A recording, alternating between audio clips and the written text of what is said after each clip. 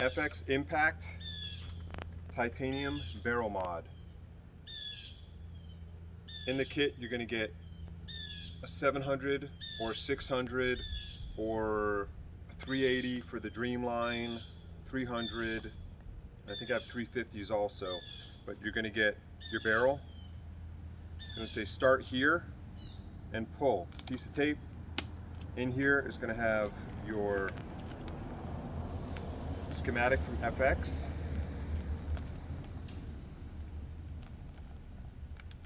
You're also going to have a spare O-ring just in case you toast this one that's in there, plus your O-ring silicone grease on a Q-tip. Plenty in there, so don't have to use it sparingly. And I've already got one opened up, ready to go. This one's going out to Dubai.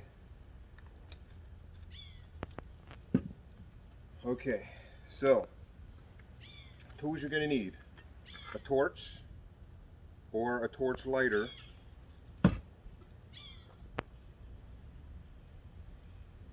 metric hex keys. In this case, we just need one, which is a 3 for that. Either an adjustable wrench or the actual one for the plug on the end of your barrel.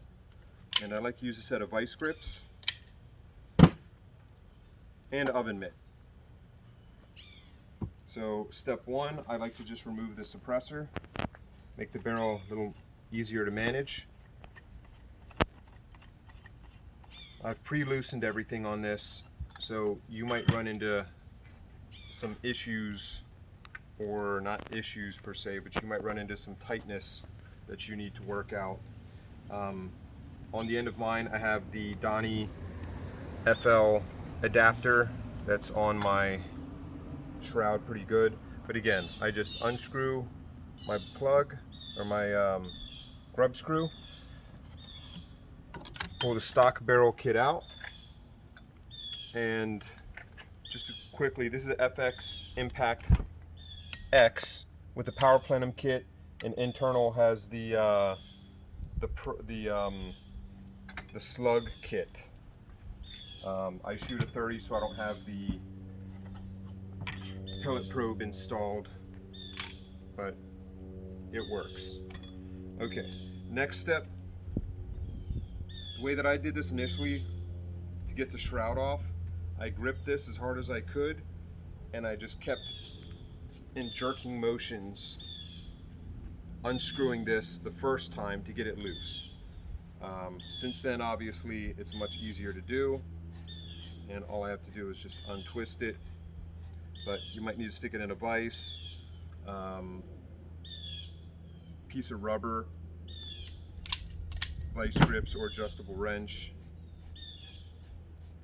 But I didn't have any major issues with my shroud. A couple jerking motions, I was able to remove the shroud first time, no problem.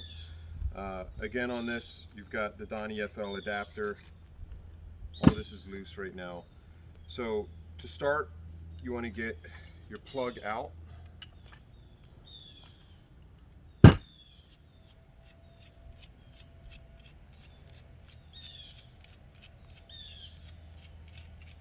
Plug. This is the old style, does not have the dual O-rings inside. No O-rings at all in that one. You pull your liner out. You should have your O-rings on here. Again, for demonstration purposes, I left mine off. Now, to remove this end, you want to take a torch, and you don't have to use an oven mitt. I just recommend putting it on, obviously, holding it, heating up. You wait till you just want to rotate it a little bit. This is the way that I did it. First thing, you take off all your O-rings. I have 2 on this one and 1 right there off my transfer port. I did not bring out my tool for it. You can use a knife, not recommended. The best way I found is you pinch the sides and push up. That leaves enough gap for the O-ring. Then you can just work them off. So there's 1, There's 2 in my case for that specific spot. Now the back one's a little harder, but can still be done in the same manner.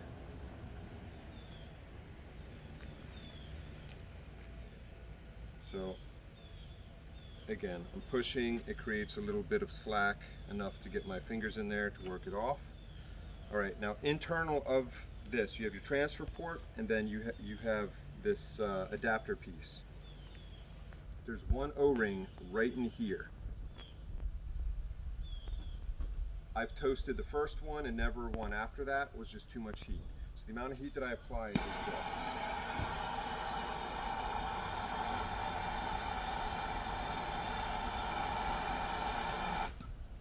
Okay, just enough. And then you can see it's smoking a little bit.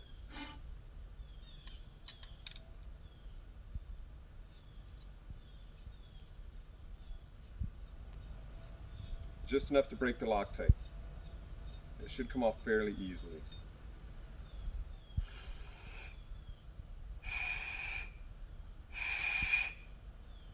You can see it does change the color just slightly. Okay.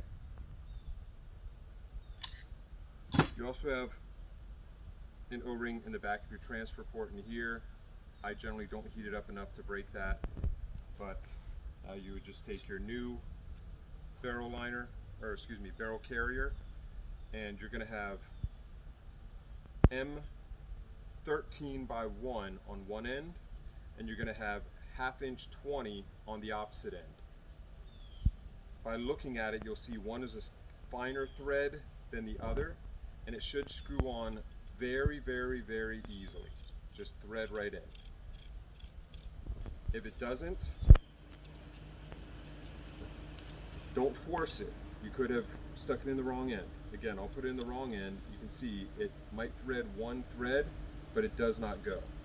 Putting it in the proper end. If you're worried about toasting that O-ring in there, you swap out with the one that I provide in the kit. Drop a LocTight, black LocTight, not the 545. I think it's a 440 or something. I'll have to double check. But screw it on with the LocTight in there. Drop a LocTight. It'll be more than sufficient. It'll set up nice. Then you take, if it's a 600, you just take your 600, drop it back in. If you're updating to the 700, which I have a 700 Superior here in 30, take that, put on your O-rings from your original barrel, your 3 O-rings, or if you're doing the carbon fiber stiffener. And when you get to there, what I do is I twist to get past that O-ring so I'm not pinching it. Then your end cap, tighten it by hand. Once you're there, just a quick turn. Place your O-rings. I put them back on in reverse order. So the first one closest to me I put on so the other O-rings don't fall back in. So there's one, and these two I just put on together. Again, add a little silicone grease to these, and on the inside it'll help with assembly. You've got your full liner set up now with your titanium. Let me move this stuff out of the way.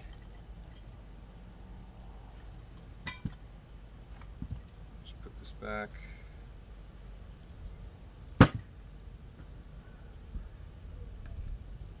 Now, it will look a little silly if you decide to go back to your 600 shroud, or the shroud from your 600. There's a 100mm difference overall length, so you will end up with a spacing here. Personally, I shoot mine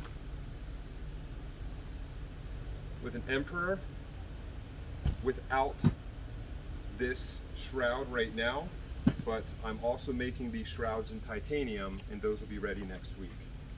So you want to make sure your notch is at the bottom and lined up. As you push through everything, I turn it to the side to see where I'm at, and then I just turn it straight down, and normally I slide right in. Perfect. I always like to make sure that one, I'm on safe, and two, that I've relieved any additional pressure that might be built up in the cocking block. So I just leave it loose. Now again, it's on safe. You can see it's seated right here. Take your 3 mil again. You want to make sure always, I'll put mine on fire. It is at lower pressure right now, but you want to make sure that you're not pushing it too far back so that your magazine doesn't seat in there. And with mine, it's hard to tell, but I have to readjust my transfer port, or my probe, but you can feel mine sticks out a little further than it should. So when I load my magazine, I push back farther just on where I was aligning my transfer port holes. But again, now trigger and safely decocked. Okay, so to show you what I was talking about, let me just take this off, because some of you folks with the newer